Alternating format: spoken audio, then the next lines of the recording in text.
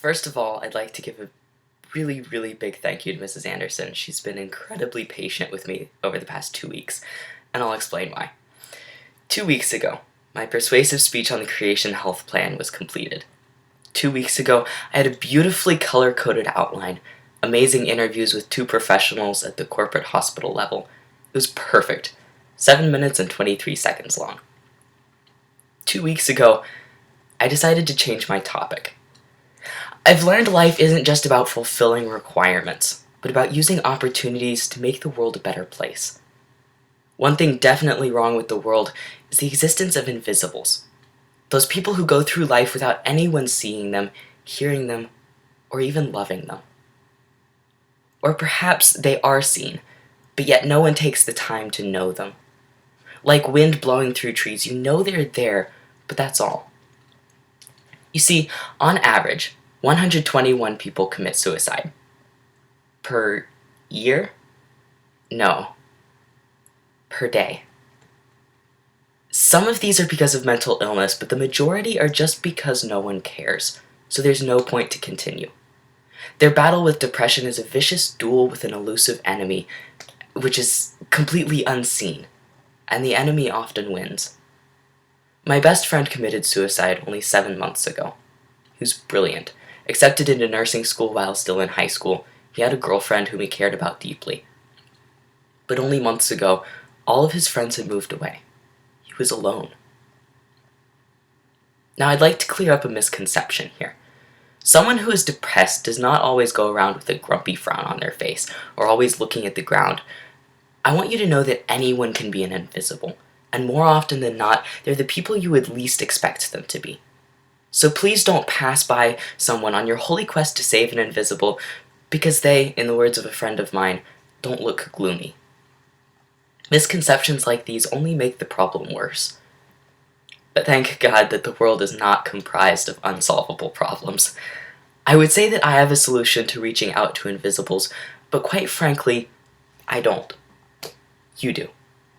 I promise you, on my word, that there is at least one invisible in your co-op, on your sports team, in your church. The solution is simply to find them, and to love them, and to listen to them. It may be at a critically important time in their life, right when they're asking if the world really needs them anymore. You can make a difference in their life. You can give them hope. You can give them a reason to live. The words of Elie Wiesel in his speech regarding the Jews of the Holocaust did not only apply to victims of the Nazi regime. He said, "The opposite of love, I have learned, is not hate, but indifference." We must care. So, what can you do? Watch, listen, and love. Look for the invisibles in your co-op, church, or sports teams. Seek out those who aren't included in the cliques or circles of friends. Seek out those who no one asks about when they don't come to an event. Next, listen to them. Listen not only to their words, but to their hearts. Let them know that you know that their feelings are valued and that their thoughts are valued. Then, love them no matter if they're down or happy. Be the friend that they've never had. It's simple. Watch, listen, and love. Elizabeth Lindsay, speaker and filmmaker, says, "We're connected 24/7, yet anxiety, fear, depression, and loneliness are at an all-time high."